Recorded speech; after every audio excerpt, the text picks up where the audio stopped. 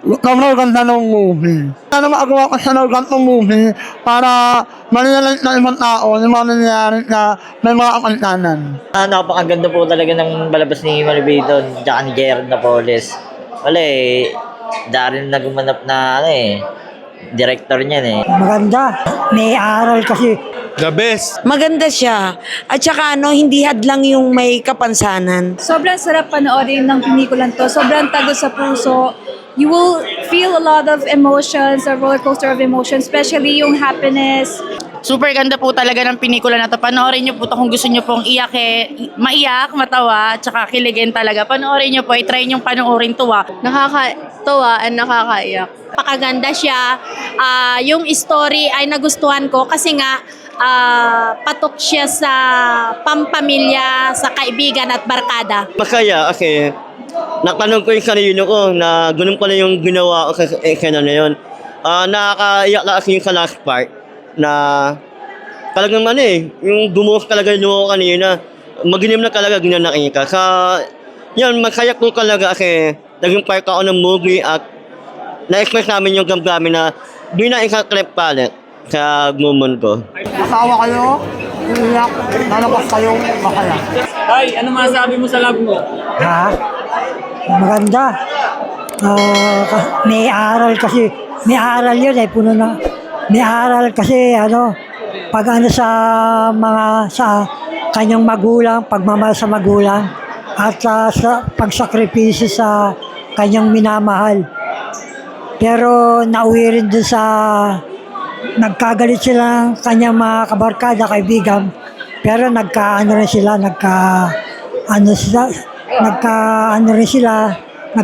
ang pagkakaibigan nila. Ang importante nyo, nagkaroon ng pagmamahalan ng kanilang, nabalik sa pagmamahalan. Maganda yung pelikula, ganun ang istorya ng pelikula nila, maganda. Ano pumisahin niyo kay Direk Daryl Yap? Direk Daryl Yap, binabati kita sa yung pelikula na maganda, puno ng aral at gusto ko pa uling panoorin eh. Sana makagawa ka pa ng mga ganong pelikula na the best. Thank you, salamat Direk Daryl Yap. Thank you. Ating mga kababayan. Sana po mga kababayan, panoorin niyo po yung pelikulang Ngongo, ang bagong pelikula ni Direk Daryl Yap. Hindi kayo magsisisi dahil napakaganda ng pelikula. Napanood ko nga eh. Gusto ko mauling panoorin. Thank you, salamat. God bless po. Panoorin niyo po. Thank you po. Sir, ano pong masasabi sa pelikula love mo? The best. Ang lupit mo, malupito. Tsaka Sir Gerald. Lalong-lalo na si Direk Daryl. Saludo. Iiyak at tatawa ka. Huwag niyong palagpasin to. June 3. Ano pong masasabi niyo kay Direk Daryl Yap sa kanyang ginawang pelikula ngayon? Malupit, Direk. Isa ka talaga. Number 1 ka, Direk Daryl Yap. Malupit ka gumawa ng pelikula. Magpapaiyak ka, magpapatawa ka. Saludo sa'yo. Thank you, sir. Ano pong masasabi sa pelikulang love mo? Sobrang ganda ng movie. Sobrang ganda. Nanakaroon rin siya bukas na bukas sa June 3. Meron pa ba ang mensahe kay Direk Daryl Yap? Kasi ako sana makagawa ko siya ng gantong movie para manilalait na ibang tao yung mga nangyayari na may mga kapantanan. Kung ganyan po ating mga kababayan.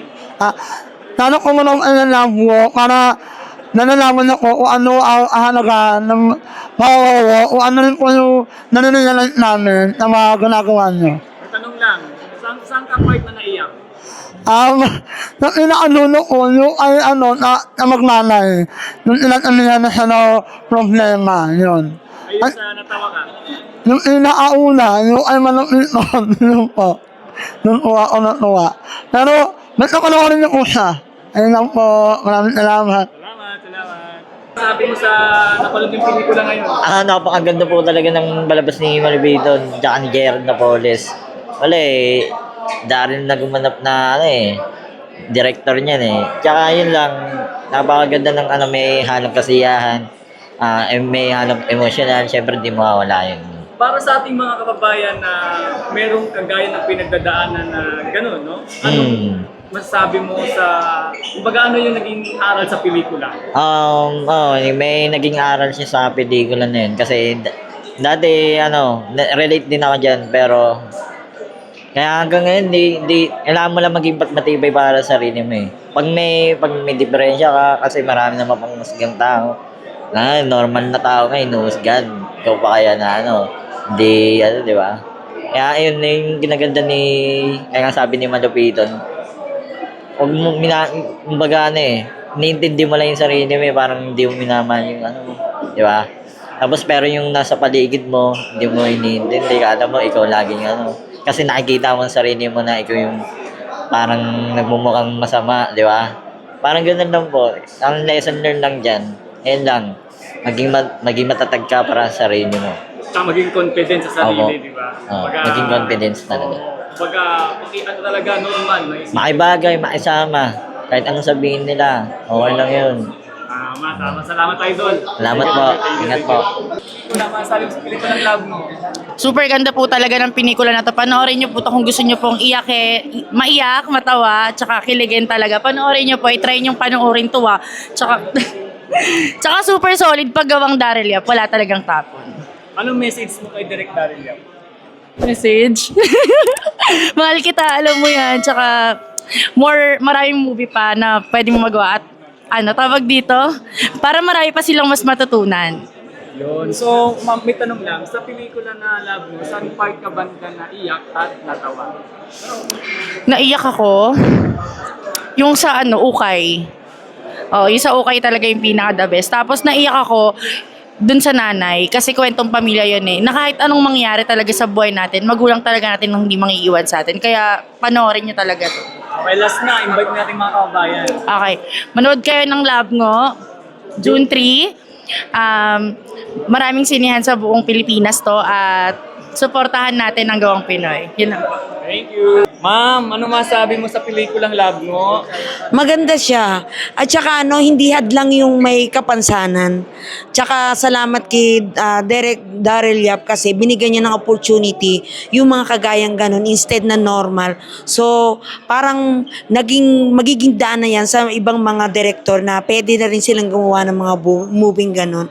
Tsaka salamat kay Malupiton kasi isa din siya sa nagdala ng character doon. Tsaka si Jack, okay din siya.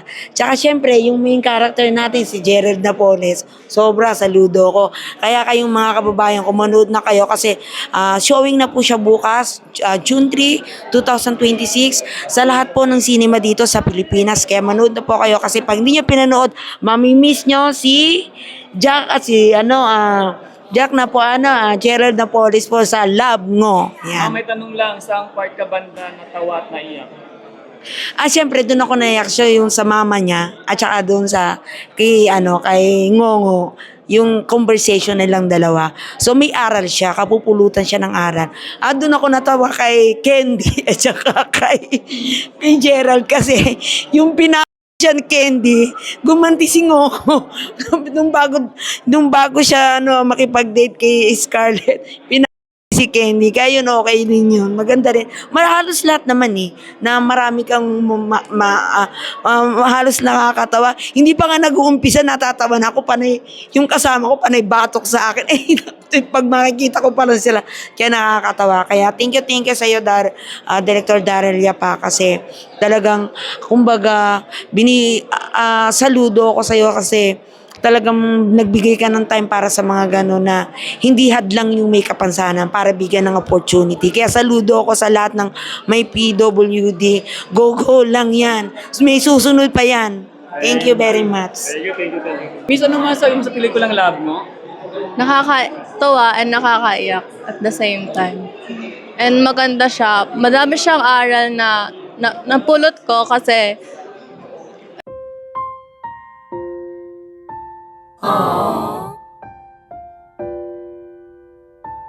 Mama, ano ba masasabi mo sa pelikulang Love Ngo? ang masasabi ko sa pelikulang Love Ngo, napakaganda siya. Yung story ay nagustuhan ko kasi nga patok siya sa pampamilya, sa kaibigan at barkada. Meron ka bang message kay Direk Daryl Yap? Kay Direk Daryl Yap, Direk, napakaganda po ng love ngo. Yung mga napili mong cast ay saktong-sakto, swak na swak po sa kanilang mga karakter. At nagustuhan ko po si Malupiton. Sa pelikula, sabi nila meron daw iyak tawa eh. So, saan ka banda na iyak at natawa? Natawa ako doon sa mga parte na yung magbabarkada.